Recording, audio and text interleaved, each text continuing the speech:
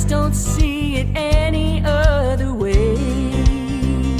I'm too weak to make the climb. I need a miracle this time. That's when Good afternoon. We are back. My name is Donna Fiesel, and I'm your host of Afternoon Drive Home on IC Radio in the town of Geraldine, Alabama. You can also find us on Abundant TV. Don Brown, Attorney Don Brown, is with us. Don, we're growing. So now we are nationwide. Actually, some folks in France and in England are listening to us right now. Probably making fun of my Southern accent. So you can find us on Roku, Apple TV, also on Amazon Fire. You can also listen to us on the radio, download the apps by going to our website, and that's icradio.media. But anyway, we can hold on to you. We're going to grab you. You know, you're the apple of my eye. You know that. We were just talking with Lena Simmons and Jaron Harris, who are with Shepherd's Cove. It's always great to talk with them. And AP Stedham, who's a talk show host in the sports. And this guy's all about sports. He's all over it. So we're talking about football coming up. If you're a huge Alabama fan or an Auburn fan or North Carolina fan, Duke, whatever, well, then you'll always want to listen to the segments we have with AP Stedham. And again, thank you so much for that. I have a friend with me right now. His name is Attorney. His first name is Attorney, and then middle is Don, then Brown. He's an author and a speaker. It's always great to have you on the show, Don. Good to be here, Don. I'm having a little problem with your audio. I don't know if Phil can crank you up some, but I can make you out a little bit. Can you hear me okay? Well, I'm hearing it on your end. I've done a mic set, and so, I mean, it's looking good on this end. So I'm not sure what it is. And I was listening to you can find us on television. I was at the TV screen just a few minutes ago watching, and it sounded pretty good there. But yeah, you sound a little crackly to me. Okay. Well, unfortunately, I'm not in my normal office, so we've got a little bit of background noise, but we'll work through it the best we can. Okay. Well, I can go with a ear set, see if that might help. You can give me just a second on that? Sure, absolutely. Let's see if that helps a little bit. Stand by. While you're doing that, I'll go ahead and make a few announcements. Some of our winners. We talked about Papa Doobie's and the winner there on the last segment. Let's talk about Lamone's Mexican Restaurant, who gives away a $20 gift certificate. And this is a date night. Congratulations to Terry Suttles, Suttles. Terry, you are the winner. And this is brought to you by our attorney, Jeff McCurdy, and Jeff McCurdy is in the Sylvania area. You can also find Lamone's Mexican Restaurant. Don, if you ever come to this area, we're going to have so many restaurants to take you to. It's just going to be incredible. We have some awesome, just small businesses who started their own, and this is one of them. And so we appreciate them being with us. And then one more, wanted to mention Jane Boozer. You are the birthday recipient of a $20 gift certificate from the Kudzu Cafe. They're located on the square in Scottsboro. And this is brought to you by Twin Cities Used Car Sales. They're located in Fort Payne and just opened up a new location in Gadsden. And Don, you've heard us talk about Bobby Ledbetter at Twin City Used Car Sales. Yes, I have. He has cars when nobody else has them. They can open on them, but he's a small business person. He and I get really pumped up. And he'll say, it's really neat owning your own business. You own your own radio station. He owns his own car dealership. He said, we don't have to wait on the chain of command for anything. We decide we want to do it. We just do it. I have to trade with Bobby when I'm getting ready to trade again. These cars are scarce around here on the new lots and the used lots as well. So good to know he's got those. He's got them. I mean, they're just all over the place. Cars, trucks, SUVs, and what have you. Well, we have Attorney Don Brown with us right now, and I always look forward to these segments. And I wanted to let you know something. YouTube has went back to some of our archives, and they shut me down due to an interview you and I had like way before COVID hit. And so they're actually going back. They're going back as far as they possibly can to try to shut me down. YouTube's got theirs coming to them. And, what are they trying to hide? Why would you try to stifle free speech? All we've done is talk facts, but there are certain facts they don't want to get out to the public. And the more these censors try to stifle things, Donna, the worse it gets. And they just don't get it. So stifle away, because you are now worldwide and you're even in France. Vive la France, to mes amis dans le Paris. So the more they try to shut you down, the more avenues get open. And I'm so happy for you. And I'm glad we're now on a nationwide platform. I mean, I have noticed that, and it just pumps me up even more because I feel like I'm doing the right thing. Yeah. Well, you are. There's no question about that. No question. And it's because I have the absolute best guest, and Don, you're one of them. Well, I'm honored to say that, and you've got great sponsors, and you do have great guests, and you got a great producer back there too, and so got a lot of great things going for you there, Donna, for sure. Plus, Geraldine, Alabama, I'd love to be headquartered there, so I'm looking forward to get down there and taking you up on that steak offer one of these days. Oh yeah, absolutely. You know, our show segment yesterday was in a town called Mentone, Alabama, and Cheryl Baker is the owner of a huge farm in that area, and I thought we were out in the country until I got to the farm. There was no internet, none. And very limited cell phone service, but we made it work anyway. Well, let's talk about the world. Well, yeah. Where do you want to start today? All kinds of places, huh? Well, let's talk about the insurrection. We got this thing going on right now, and we know the truth. And yeah. To me, it's insulting. It really is to think we're going to follow along with all this garbage they're coming up with. Well, it's just continued manufactured garbage to try to stop Trump from running again. Liz Cheney needs to be out of the party. I think she's going to get shellacked. Adam Kinzinger needs to be out of the party. You know, the thing that really is the most appalling thing that we saw was Peter Navarro being handcuffed like an animal, like a terrorist, when he lives in D.C. right beside the FBI offices for this contempt of Congress. When Eric Holder was in contempt of Congress, if you're a Democrat, you get away with contempt of Congress or contempt of anything else you want. So, you know, the whole January 6th sideshow that the Democrats are putting in Congress, it's just going to be like, you know, YouTube trying to ban you. They're asking for more and more and more and more attention on the truth by trying to ban and control, manipulate. But I just sit back and kind of laugh. You know, you go to Psalms 2, the Lord sitting in the throne, and heaven laughs at the kings of the earth who rage against the Lord and his anointed. So, you know, you just laugh at them because they are trying, but it is continuing to backfire, and it will continue to backfire. And hey, you're worldwide. You're nationwide. You're going to be worldwide. So I'm very, very optimistic, even though we're seeing quite the clown show out of DC as usual. Oh yeah, absolutely. Let's talk gas prices. Yeah. Here in Bama, we're paying somewhere around $4.50 a gallon. What are you paying there in Charlotte? Well, I mean, I saw it for $4.70 in Charlotte right now. I'm broadcasting from Fort Mill, South Carolina, on the campus of Morningstar Heritage International Ministries. And here it's about 20 cents cheaper. So Alabama and South Carolina are about the same. I use my Harris Teeter discount whenever I can, and I can knock up to $1 off of it. But, you know, I mean, there's a domino effect. And this goes back, I think it was to the 20th of October, 2020, when Biden and Trump were debating. You remember, it was one of those, when you go back to moments in presidential debates that become iconic. You know, Carter, Reagan, when Reagan listens to Carter, says, "There you go again." Well, it was a similar type thing when Trump and Biden were debating, and Biden says he's going to stop the oil industry as we know it. And Trump said, "Hey, will you repeat that? You said you're going to stop the oil industry as we know it." And Biden says, "Well, yes, it's dirty, blah, blah." And Trump says, "That's a big deal. That's a big deal." And they have done exactly that, cutting pipelines, over-regulating, you know, making it more difficult. I mean, the Democrats say, "Well, we're not an oil company." Well, the oil companies can't drill because you're cutting leases. You're not giving access to leases. You're cutting pipelines. You're over-regulating, trying to go about this green energy, forest. This is by design. So what happens when oil and gas goes up? It's a domino effect. You know, I heard Jeff Bezos several weeks ago complaining about Bidenomics. Well, first off, Jeff, you shouldn't have supported the dummy to begin with. But now Jeff Bezos realizes his Amazon trucks are having to pay $2 a gallon more than they were paying before. So what do you expect? So then retailers pass the price on to me and you. So we have to pay, and it just goes all the way down the line, and it damages the entire economy. And it isn't just, you know, the fact we got to pay gasoline now approaching $5 even in the South. That used to be California prices. They're pushing $7 and $8. But not only are we seeing that in the South now, but we're seeing the price of bread, the price of food, you know, the price of milk, the price of everything going up because of the inflationary spiral that the Democrats have set off. And it is by design, make no mistake about it. And you know, and of course, these rich Democrats, it doesn't bother them because they're ultra wealthy.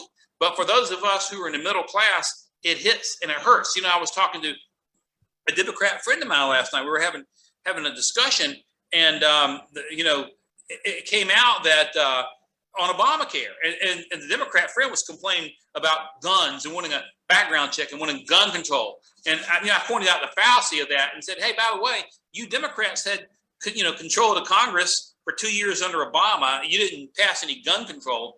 You know, it's just a farce anyway. So they have picked and chosen their battles. They have embarked upon economic policies that are going to lead to not only inflation, but possibly hyperinflation. When you look at these stimulus checks that they're continuing to stick out there, you can't get people to work. I mean, all over Charlotte, you know, my favorite little neighborhood restaurant and bar Trio there in South Charlotte, maybe you remember that. They're trying to get help. We need help. Everywhere you walk in, we need help. And nobody wants to work still because of what the Democrats have done by throwing stimulus money out there. When you have QE1, QE2, QE3, or quantitative easement, in other words, just printing more dollars, and then you attack the basic core of the national economy, and that's oil and gas, because that's the fuel that drives the national economy, you're going to have a disaster. And that's where we are, and we're paying a price. I just hope enough people become unblinded to realize it. It's a disaster on steroids, and it goes to Biden and foolish Democrat policy, which is really socialism. Let's get back to basics, and let's talk just for a few minutes about just simple economics, okay? I understand if you have been a politician for decades, you don't get it because you've not been in the real world for the rest of us, our boots on the ground, that kind of thing. So let's just talk about a small segment of the population, and this is truckers, okay? They are business owners, they're small business owners, and common sense, I would think, would tell you if you're not making a profit, you're not going to do it anymore. I mean, that's just the way it is. So gas prices keep going higher and higher and higher, and they're almost in the middle, okay, because they got the supply chain. We're trying to make sure that goes on and on and on. So it's going to collapse. Where do you think it's going to collapse? Did you say when I think it's going to collapse, or when? Well, when first off, and where? Well, first off, the point you make about truckers is absolutely on mark. Not only is their cost increased because of increased cost of gas, but remember that the Democrats waged war on them with these vaccine mandates. That was the whole deal about the truckers, going on strike in Canada and doing the same thing in the United States. So they've been attacked from both angles and both sides. Now, when will it collapse? It's hard to say. What the Democrats will do, they'll continue to print money and do everything they can to push off the inevitable. When you look at the debt of the national government, it basically exceeds the value of the United States almost. So I wish I had that answer. I don't have the answer, but I can tell you that we are on a pathway to absolute doom and economic destruction if we don't make some changes and make them fast. But do we have enough time? Because we have the general election coming up. Do we have enough time? Because this guy in 1 year, Biden, in 1 year has done so much disaster. I mean, are we at a point of no return? Well, I mean, I'm never going to say we're going to put point of no return because we got to fight them. We have to fight them. Maybe we are. We got to fight them. We got to go down if we're going to go down. But the thing about it is, if we're on the point of no return, we got to fight our way right down until we're all over the cliff. We cannot give up. They want us to give up. They want us to stop pushing back. The elections are coming up. They're trying to shift it now to gun control after this unfortunate shooting in Uvalde.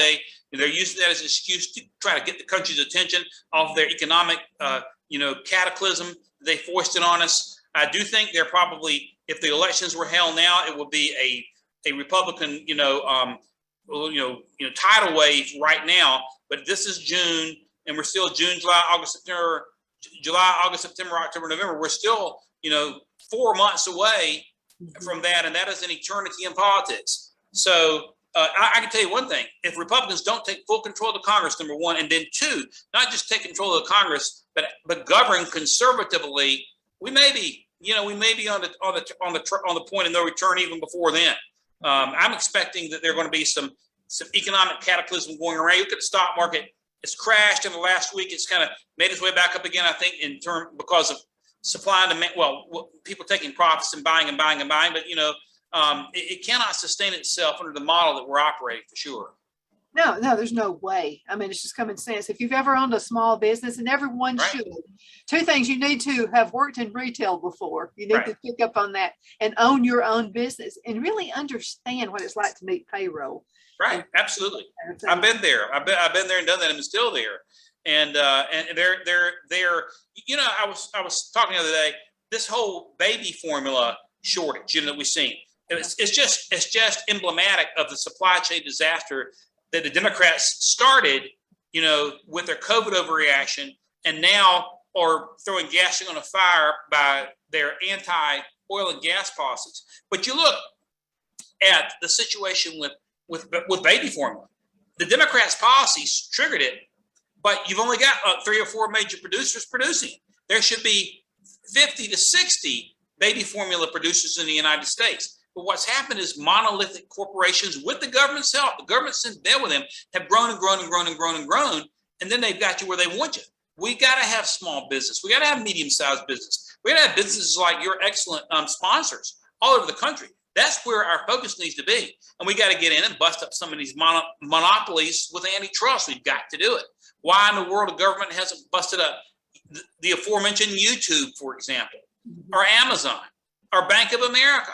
You know, if you think about it, antitrust is a good thing, in my opinion, because I've come to the conclusion that large, whether it's big government or big business, is a bad thing. The bigger it gets, the more powerful it gets, the more political it gets. I mean, I saw, for example, the Carolina Panthers, for example, talk about wokeness, have hired their first transgender cheerleader. In other words, a dude want to wear a dress and prance around like a woman, and the Panthers, you know, the wokeness is what these big corporations are all about. But we've got to bust up these big corporations. We've got to get back to policies they're going to favor small and medium-sized businesses again.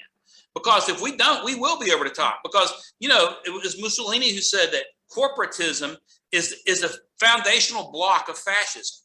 These big companies are so big, they're in big with the government, and the government can squeeze the companies to carry out the government's woke policies against the people. And we're seeing that here in the United States now, and we've got to be aware of it, and we've got to support small business and do the best we can to again provide competition with smaller, medium-sized businesses in this country. I think so too. Absolutely. Now, when we talk about big businesses, they can fall. And I always think of Rome, the empire falls. You're right. It got too big for its britches. Right. And I think what happens, left hand didn't know what the right hand was doing. Right. And we're seeing that happen right now. But I've had an issue, you know, we've had our Alabama elections. And so our governor here. Kay. Yeah, Kay. Governor Kay. Yeah, well, she'll be going against the Democrat opponent. But I'm at a point now, I'm not a Democrat. I'm not at all. But I have to kind of filter through the Republicans as well, because you have a division within that party as well, because you have your career politicians. I mean, you know, they're always going to be there. And then you have the ones who are really patriots. Right. They don't have the funding that the others have. Right. Well, no, I mean, I'm with you. You know, I mean, I mentioned a couple of them earlier when you asked about January 6th. Liz Cheney, Adam Kinzinger. But then you look at Mitt Romney. You look at John McCain, who had an opportunity to kill Obamacare. Obamacare has kept middle-class Americans from being able to afford Blue Cross and Blue Shield. Did the down vote. I mean, it goes on and on and on and on. I mean, you know, you have Republican governors pushing vaccination and mask mandates. You know, you have Republicans in these legislatures that won't take action against election fraud because they're worried. It looks like they're trying to, you know, to control the vote or to regulate whatever it might be. We have gutless Republicans. I think maybe at least a third of the party is gutless. Maybe more than a third of Republican politicians are totally gutless. Look at Jeff Flake, for example. I mean, you can go on and on and on and on. And so I am with you. You know, what we've got to do is we as conservatives, and if we happen to be rich, we got to go after these people, and we've got to try to call them out and to get constitutional conservatives in their place. I was watching Mo Brooks the other day. It's interesting. You know, Mo Brooks from there in Alabama, and he was being interviewed by Sandra Smith, and and she was going after him pretty hard, and then went out, and the subject of the election came up, and so Sandra Smith is saying there's no evidence, and Mo turned on her, and he said, how do you know there's no? You haven't looked. But here's Fox News, now controlled by the Murdoch brothers, drifting more and more to the left, and Mo brought up the movie 2,000 Mules, which if you haven't seen it, I've seen it. I've not seen it yet, but I've got to. I've seen it about 5 times, but Fox won't even mention it. Not even Tucker will mention it. If the YouTube people are watching, I guess I get you in trouble here again. But why are these cowards afraid to look at the facts? And we have Republican cowards. We have corporatist cowards who masquerade as Republicans, controlling most of the media, even Fox. And the turning point for Fox seemed to happen on election night, when they were hell bent and determined to call Arizona almost immediately. We know what the numbers were in Arizona. Absolutely. But yeah, so anyway, your point on you got to watch some of these Republicans closely is well warranted, and really they're a bigger problem than some of the Democrats, because the Democrats, at least you know where they stand. You know where they're coming from. You know where they're coming from. But some of these wishy-washy Republicans, that talk out of both ends of their mouth, want to put their hands across the aisle. Hey, you put your hands across the aisle these days, and unless you're trying to shake hands with Joe Manchin or Kristen Sinema or Tulsi Gabbard or something like that, they're all a bunch of left-wing crazy nutcases. It's interesting. There's one Democrat in the United States Congress that apparently is pro-life. I was reading about him the other day. He's from down in the Rio Grande area of Texas, and they're trying to actually save his seat because they're afraid that seat's going to flip Republican. And I hope that it does flip Republican. But you're pro-life Democrat Party, you're a pariah. I mean, they ran Bob Casey out of the party, the former governor of Pennsylvania. I mean, their ideas are radical. But these Rhino Republicans are kind of like, what's the phrase I'm looking for? Wolves in sheep's clothing to a degree. And you got to watch them close, and we got to keep their feet to the fire. And that's where I think our pressure might be the most effective. You don't, doesn't matter how much pressure you put on a Democrat. They're so crazy. They're going to go for, taxes on oil and gas, cutting oil and gas, so-called green energy. They're going to go for abortion even beyond birth. I saw a video the other day. This woman was asked, you think abortion should be up to the time of birth? Well, yes, it's the woman's choice. Well, what about abortion after birth? Yes, the woman's choice. I mean, that video is getting around here. That's a crazy radical. We're not going to persuade those people, but we can put pressure, and we should put pressure on the Rhinos of this world, and probably more pressure than we do on the Democrats even. Well, and you really got to watch them. And let's talk just for a few minutes about the folks who are running for office. We have a huge election coming up in just a few months. It's important the Rhinos from the conservatives. You've got to know them. So this is something I'm noticing. And I've noticed a few Rhinos that on all of their advertisements, they can have mail outs, they can have whatever. But on the mail out, they will have a picture of Donald Trump and make it appear as if Donald Trump is, pushing them. I know Katie Britt is doing that right now. But I'm going to tell you what, we wouldn't have had Doug Jones had it not been for her team. Right. Yeah, exactly. Where she came from. So, but anyway, you've got to, just because you see a candidate with a picture of Donald Trump does not mean he is, saying, yeah, vote for this person. That does not mean that. Here's the way you flesh them out. Ask them about election fraud. They start saying, oh, we need to move on. We need to look forward. You just ask them, and you'll start getting, pat answers to flush them out really fast. Mm-hmm. They'll try to, use Trump's popularity best they can, but that's about as close as you're going to come. But you ask them about that and a couple other things, you can flush them out really, really quick. Mm-hmm. Yeah. I'd rather, if I had a choice between hanging out with a liberal and hanging out with one of those Rhinos, I'd choose the liberal.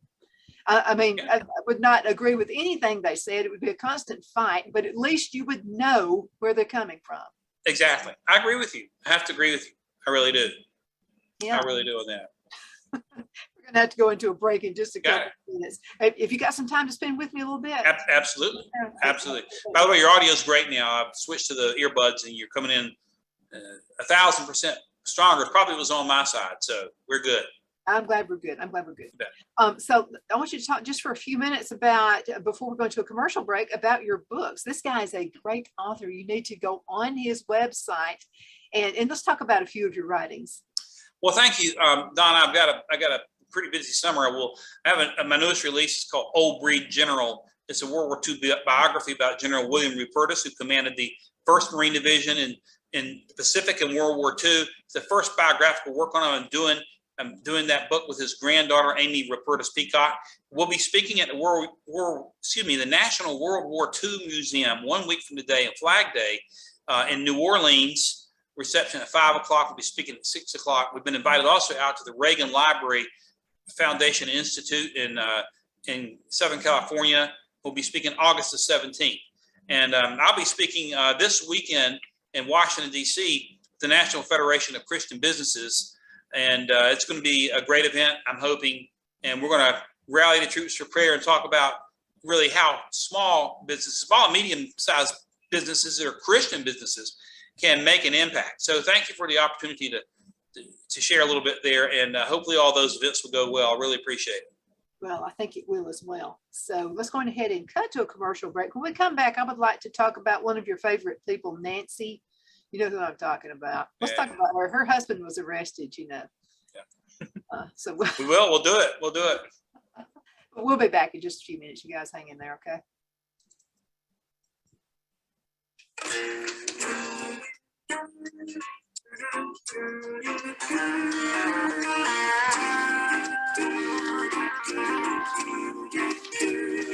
I said, God, you gotta move this mountain.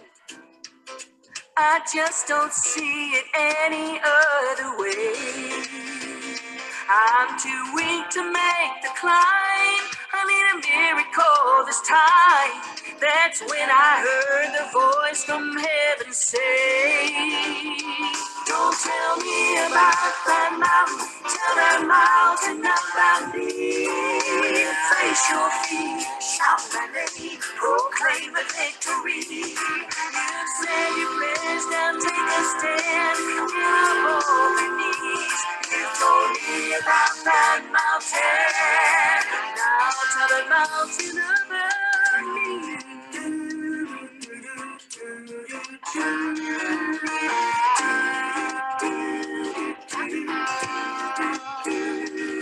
Introduce the problem to the answer, and you will see that problem step aside.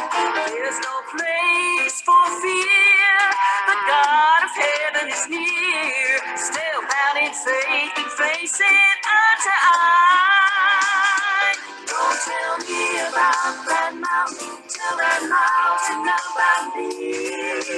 Face your fear, shout my name, proclaim the victory. You said your prayers, now take a stand, get up on your knees. You told me about that mountain, now tell that mountain about me.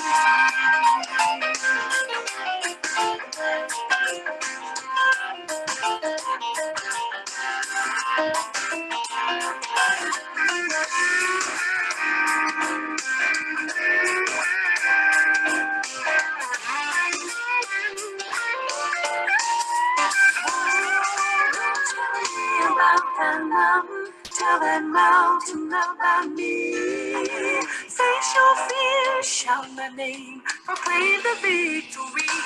Don't tell me about that mountain, tell that mountain about me. Face your fear, shout my name, proclaim the victory. You said your prayers, now take a stand, get up on your knees. You told me about that mountain, now tell the mountain about me. Don't tell me about that mountain. Don't tell me about that mountain. Tell that mountain about me. Okay, folks, we are back. My name is Donna Fiesel, and I'm your host of Afternoon Drive Home on IC Radio. In Christ Radio, we're your source for news and entertainment. You can also find us on television, several different areas. You can go to channel 182 on Charter Communications, and it's so good to be with Abundant TV as well. You know, you can find us on Roku, Apple TV, and Amazon Fire. And by the way, the ladies you were just listening to sing throughout our commercial break, this is Exodus, and I've known these ladies for a really long time. Susan Brady is actually the founder of the group. She is the songwriter and wrote that song you were just listening to. So that was pretty awesome. Mary Scott has been there a long time, and also Hannah Brady. So those ladies do an awesome job. They travel all over the country. If you'd like to have them sing at your event, get in contact with me. You can call me at 256-659-4319. You'll be glad you had them. That's 256-659-4319. You can also send a text my way. The same telephone number. You can also send an email to donna@icradio.media. I have attorney Don Brown with me right now. He's from the big city of Charlotte, North Carolina. And I wanted to mention something. When we first moved to Charlotte, I'm from this little small town right here, you know, so we moved to the big city, didn't know a single soul. So let me tell you something you do. If you're from a small town, you move into a big city, you know no one, I'll tell you a quick way to meet the cream of the crop in that area. And that's to volunteer for an awesome agency like Shepherd's Cove. You can do that. Volunteer for a hospital. Again, you'll meet the cream of the crop. You're going to meet the best people in the whole wide world in that area. But I do miss my friends in Charlotte, and I miss Don Brown's, and I miss all of you. But again, thank you so much for being with us. Don, I wanted to mention a famous quote. You remember this? This is from the early 90s, from the Bill Clinton bunch. You know, he was in a lot of shenanigans. Remember that? But Yeah. When it all comes down to it, it's all about the economy stupid. Yeah, right. It's about the economy stupid. Yeah, exactly. And hopefully that is going to ring true again. So speaking of Bill Clinton, I don't know if you saw, and it's a little off track, but one of his advisors was found in the apparent quote unquote suicide. The gentleman who had let Jeffrey Epstein into the White House 17 times, as reported by the UK Daily Mail earlier today. So, and the family is trying to block any information concerning his death. And it's one thing after the other with those Clintons. But you're right, it is the economy stupid, and it takes stupid, foolish decisions to ruin an economy, which is what we are seeing. And, you know, as we said before, Don, it's a whole lot easier to destroy a business or to destroy an economy than it is to build one. So, you know, it's in the economy. There's no sign of improvement in this economy either. And the Democrats will tell you the economy's doing great. Nancy Pelosi will tell you the economy's doing great, doing fine. You know, give me a break. It might be doing great if you're a billionaire Democrat, but for those of us who got to work for a living, you know, that's a whole different story. Oh, most certainly it is. Nancy Pelosi. I met someone from California over the weekend, an awesome lady, and she actually sang at our church. We go to the Cowboy Church. And so it was, she does an awesome job. She was actually a country singer, never lived anywhere but California. But before she gets up there, she said, I just wanted to say something, you know, before you start throwing eggs at me. I mean, you know, I am from California, but she said, there are two different, and I've already heard this, okay, there are a lot of conservatives living in California. Yeah. Right. They're just more, loud. Well, more conservatives in California, probably any state in the country. The problem is that, number one, they're outnumbered. I guess they're outnumbered, but I think that the Democrats have taken control of that state and made the election process so corrupt that, unfortunately, conservative voices are largely being stifled in terms of all the leadership positions in the major areas of the state at this point. So, but no, many friends, conservatives and Christians that are out there. I love California. I lived out there myself. It's one of the most beautiful places there is. And to see California destroyed, it's been destroyed because of foolish Democrat Party policies is a real tragedy. And to see what's happening in San Francisco, the home of Nancy Pelosi, you know, with human waste out on the street, and garbage, and the drug problem just exploding, you know, as they continue to wage war on the police. San Francisco, naturally one of the beautiful cities in the world, is being driven off the cliff itself. And at some point, hopefully these people will understand there's a cause and effect with who they vote for.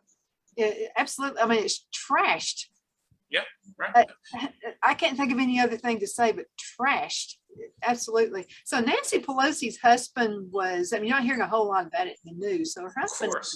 of course, if I were married to her, I'd probably be arrested for drunk driving too. But yeah, you shouldn't do that. Don't do it. But I mean, if this were a Republican, I'm talking about a conservative one, not one of the establishment ones, this would be all over the place. Just like Yeah. Kennedy, a girl Right. died. Right. Well, think of Melania Trump again at DWI. This is the second time Pelosi's husband has, he had an incident many, many years ago involving his own brother, as I understand it. But it gets swept under the rug, of course, because of the degree of protectionism. By the way, it's not the first time that the Pelosi's have been kind of like protected by the media because of their shenanigans. If you go back to the beginning of COVID, our own senator here in North Carolina, Republican Richard Burr and Kelly Loeffler next door in Georgia, got caught for allegedly selling their stock portfolio right before the pandemic was declared. Well, Nancy Pelosi and her husband did the same thing, but you don't hear about that. I mean, you hear about it. You Yeah, hear nothing. exactly. It's like you don't even hear a pebble drop in the pond. So they get away with murder, get away with anything they want to get away with, because we have to understand that the corporate media is a propagandist arm of the left-wing government, and so they're going to protect their own, which is why folks like you that are Bible-believing, honest, decent, conservative journalists and media members, we got to hold them to the fire, and it's going to take, I think, I saw something the other day. I saw an article, I think it was on Citizens Free Press, about Ben Shapiro is a threat to the democratic world. Well, I said, what's this all about? I mean, I saw Ben Shapiro's critique of 2,000 Mules, didn't agree with a lot of it, but he does a good job generally. But I read the article and actually saw some video from some of these MSNBCers. They were lamenting the fact that Ben Shapiro has more followers in the New York Times and the Washington Post and CBS.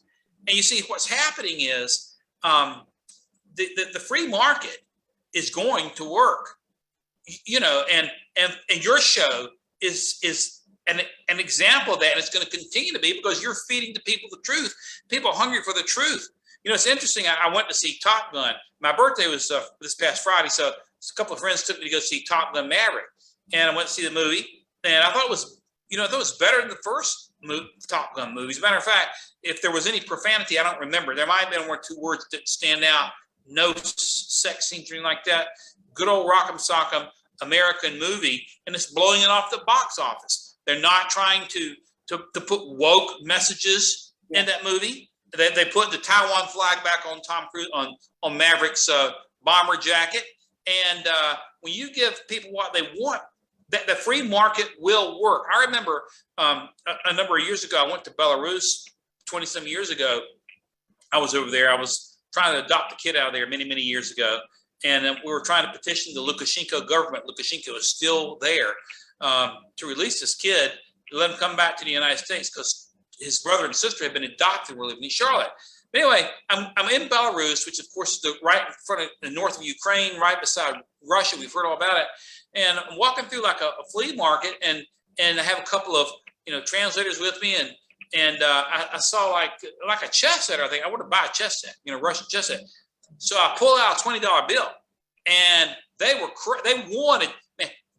were so excited, but then they had to push me over to the side because it was a black market type of transaction. But the point of the matter is that even in these communist countries, the free market rises to the top, and it will rise to the top in communications, in the dissemination of information, whether it's by the net. You're now on Roku. I'm happy for you, and Apple TV, I believe. And you see, so what's happening is you cannot suppress a free market society. You can try to suppress it. You can do damage to it. But what I should say more correctly, you cannot suppress supply and demand. There's the demand for truth. There's the demand for patriotism. There's a demand for cleanliness and communication. And there's a demand for common sense. And so, we're talking about going over the edge, and it looks that way a lot, and the numbers are not good. The economic numbers especially are not good. But on the other hand, some good things are happening, and your show is an example of that. So, we just got to just keep on, like my daddy used to say, keep on keeping on. Mm-hmm. Absolutely. Yeah, I mean, you just got to keep going at it. But yeah. First of all, I want truth. And really being truthful and honest is the way to do it. I mean, you don't have to look over your shoulder. You can just kind of go with it. Let's talk about Twitter for just a few minutes. What's the latest story on that? Well, the question is Elon Musk flushing them out. He says that maybe more than 50% of their accounts are bots or fake, generated by computers, and I can believe that. He certainly has driven down the asking price of Twitter if he ever does buy it. It's going to be interesting to see how Twitter responds to certain things. We've got this, June is LGBTQ month. I mean, what happens if you put Bible verses on Twitter? It'd be interesting to see if all that stuff, gets suppressed. I mean, who knows? It's something that I would be surprised if Elon Musk winds up buying Twitter. If he does, he's going to buy it at a fire sale because he has very ingeniously exposed it for what it's worth. And I'm not, Elon Musk is not the answer to America, but he has done some good things in his advocacy for free speech. I'll say that much. I think he said he's never voted Republican, but he's going to do it for the first time now. But Elon Musk, kind of like Jeff Bezos, these billionaires are, I guess when you're that rich to a degree, a lot of your life you're detached from reality. But I think Twitter is being exposed. That's a good thing. I think his flirtation with potentially purchasing them has exposed them not only to show that their value is hyperinflated, exposing the fact that maybe 50% of the accounts are bots, and those bots are left-wing generated by computers. But I saw, an interview that was being done with one of the quote-unquote vice presidents of Twitter, and he was, and they were lamenting about the possibility of Elon buying them, and basically conceded they're communist. So you have one of the vice presidents conceding that the company is basically communist with these Silicon Valley dummies that sit out there and spew forth the propaganda they spew forth. So again, the truth is powerful. And Twitter, I guess you asked me about it. The good news is that it's being exposed.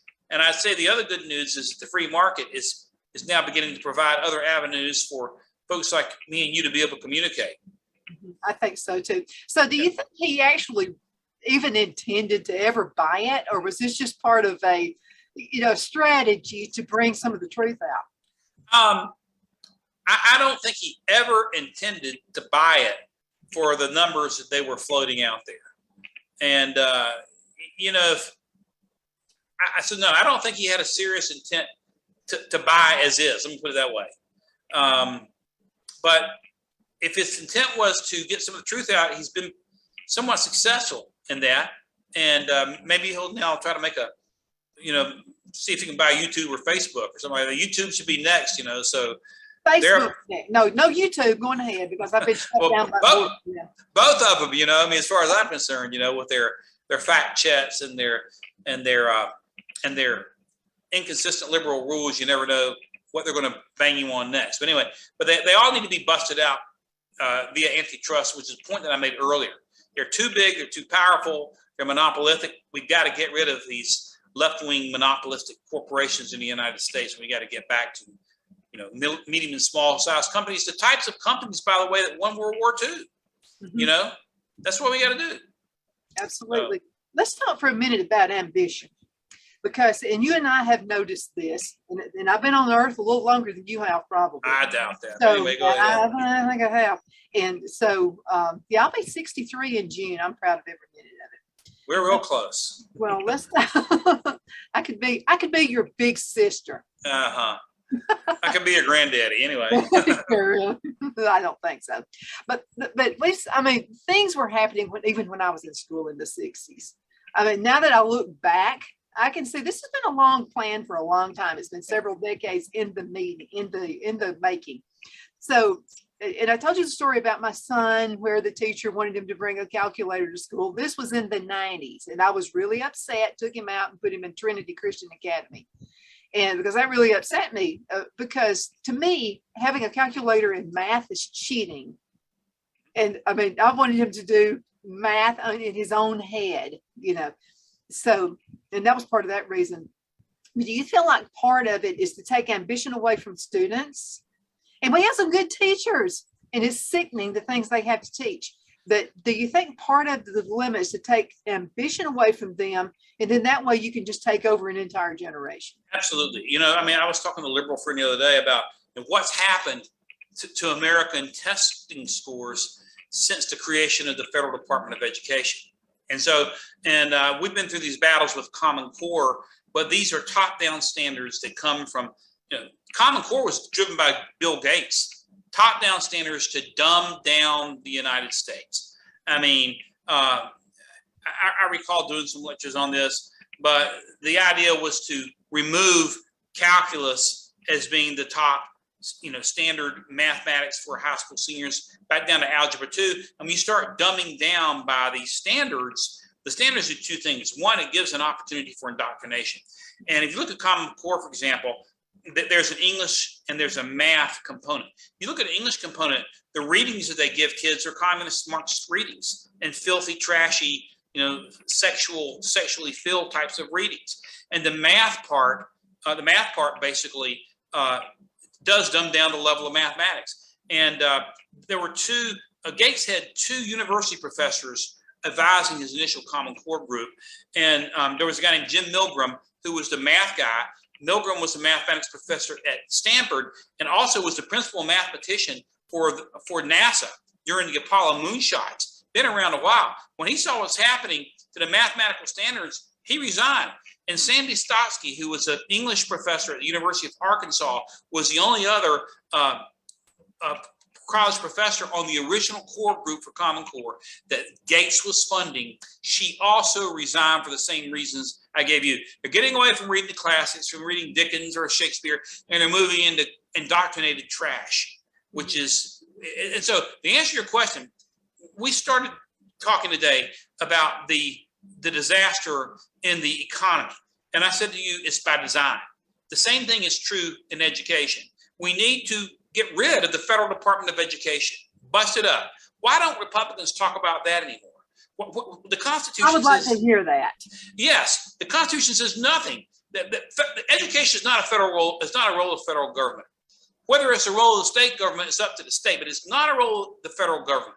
And now you're using Title IX and other mandates to the Department of Education for Biden to have transgender bathrooms. I saw the other day he was going to cut money to schools unless they force little girls to have, except little boys going into their bathrooms. And it's sick. It's like the coming of Sodom and Gomorrah.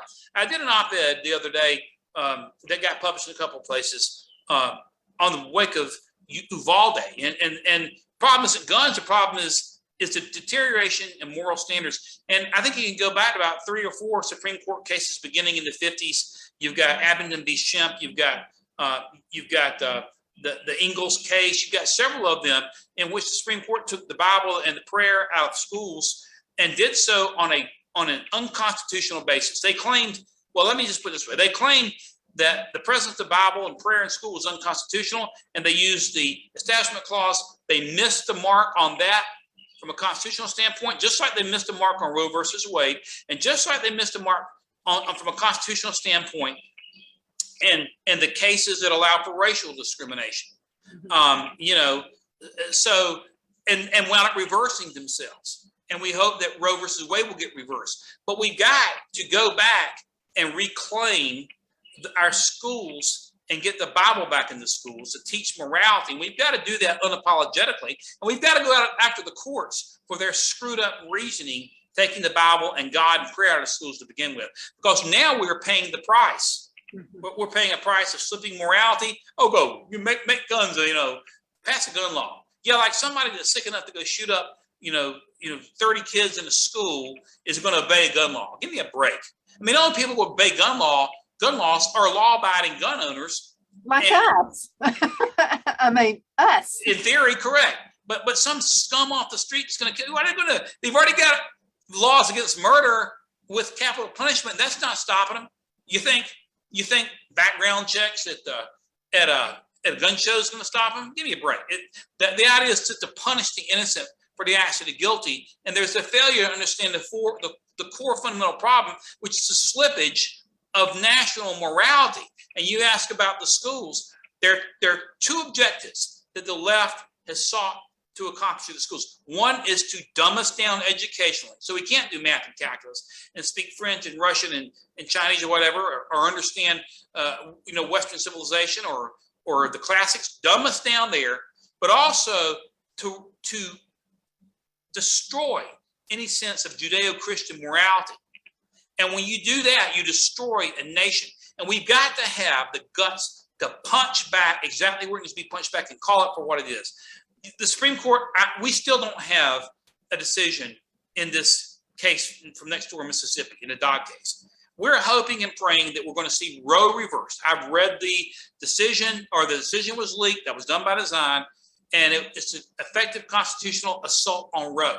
The problem is the red states like Alabama, South Carolina, North Carolina to a lesser extent, Mississippi are going to protect life largely, while you're going to have abortion running rampant in the blue states like California and New York. So the Supreme Court must come to the point that it recognizes that life begins at conception, so that we protect life everywhere. And we've got to be bold about that. We also have to be bold about pushing back on them for taking prayer out of the schools and for abandoning our Judeo-Christian heritage, because no political solution is going to work long-term until we have a restoration of moral values in this country based on Judeo-Christian principles. Well, I remember too when I was in school, and I remember when they took prayer out of schools, Madeline O'Hara. Right. Madeline Maria O'Hara. Yeah. But I remember my parents actually and my grandparents talking with people who were atheists. They didn't have a problem with prayer in schools. The way they looked at it is it pretty much well taught you to be attentive in school. Of course. Respect. Teaching. Listen, here's where the Supreme Court screwed up. The Establishment Clause for the First Amendment, the very first fundamental right is freedom of religion, okay? And that, when you look at the Bill of Rights, freedom of religion, the establishment, the freedom of religion has two components. There's the Establishment Clause, the Free Exercise Clause, which says Congress cannot pass a law to establish a national religion, and Congress cannot pass a law to prohibit the free exercise. So if you have a high school football coach praying in the end zone, what's that got to do with Congress? What's it got to do with passing a law? If we're teaching the 10 Commandments in school, that's not making the Baptist Church a national religion in the United States. It's not making the Catholic Church. Like your atheist friend, your grandparents' atheist friend said, it's establishing some moral standards so you don't have a sick group of Generation Xers or Yers or what are they calling them now that think it's okay to go in and shoot, and take human life because they have no regard for human life. No respect. There's absolutely no respect. You teach the 10 Commandments, you teach Proverbs, you teach the Beatitudes of Jesus, you make all that a mandatory learning from K to 12, and you do it unapologetically, and you do it now. Mm-hmm. And you tell the Supreme Court you're dead wrong when you say it's violating the Establishment Clause, because it is not violating the Establishment Clause. Matter of fact, the Free Exercise Clause allows for the expression of religious freedom. So that coach in the end zone has a constitutional right under the Free Exercise Clause to speak his or her religious beliefs, and also has freedom of speech. So when you try to shut prayer down, you're basically shutting down the right to free speech and to free exercise of religion in the United States. But we let them get away with it because it's been too ignorant. Oh, the Supreme Court said it because they're wearing a bunch of robes. I mean, come on. They also used to say that black people were property. Okay, they used to say separate but equal before they reversed themselves properly on that. So the Supreme Court is not the know-all and the end-all. There have been numerous examples of them making mistakes. I think I mentioned to you, I met Alan Dershowitz once when I was up in New York. Dershowitz is a liberal, but he's a thinking liberal. He's the type of guy, he's nice to have a conversation, nice guy. He himself is opposed, although he's pro-abortion, he is opposed to Roe versus Wade because of the constitutional, foolishness of it all. And we've got to recognize the courts have done probably more damage than the Democrat politicians to Congress, because they have taken the role of executive, legislature, and judicial all themselves. You know, the idea of the Supreme Court saying there's a constitutional right to an abortion. Give me a freaking break. Mm-hmm. Come on. I don't mean to get started here, but it just no. burns me up to think about it. You know what I mean? Talked about. I mean, they're extremely important. You know, I mean, so many. Okay, I was a business owner in a town of Oxford, Alabama. So there was a guy who was a Muslim who was right by me. Okay. And I'm going to tell you what he would do. And it's not exactly what you hear from the media, okay? So every Easter and every Christmas, he would actually walk into, well, we respected each other is what happened. So he would walk into my store and he would say, "Merry Christmas to you." He would say that to me, and it was a Muslim. And then on the other token, they had their prayer. And I'm going to tell you what, they're into their prayer more than we are. Yes, they are. He had at a particular time every single day. Well, if I had to go get some inventory out of one of my lockers, I would be really careful. I didn't like slam doors. I didn't do anything like that. I would tiptoe and go get my stuff out of respect to him, even though I believed nothing of it. Right. We had this special respect for each other. Right. Yeah, right. And we've lost respect. Well, we've lost respect because it goes back to the damage caused by the courts by taking God and prayer out of the schools. I mean, what you're doing. Also, people who want to divide us. And that's right. And not seeing what they're trying to do. I mean, BLM, this whole thing after George Floyd and all this, that's nothing but identity politics, you know, fueled by gasoline and fire, with the media and the Democrats sliding the fire and throwing gasoline on it. Try to divide based upon racial lines, especially, and other lines as well. And what you were doing with your Muslim friend there, you were practicing, love one another. I mean, you were respecting your fellow man, which is a Christian principle. He hadn't offended you, Matthew. He'd been friendly to you, and you were doing, what Jesus would have had you do. But when you destroy moral standards and pay no attention to it, and put all kinds of garbage in, like, what's your pronoun? The whole thing is, what's my pronoun? He, she, it, wit, blah, blah, blah. I was in Barnes and Noble at the bar. I don't know. The other day, I go up to the food counter where they're serving coffee. This little girl, she's getting ready to go to college. The name was like Sarah, them, they, it. The pronoun thing under the name tag.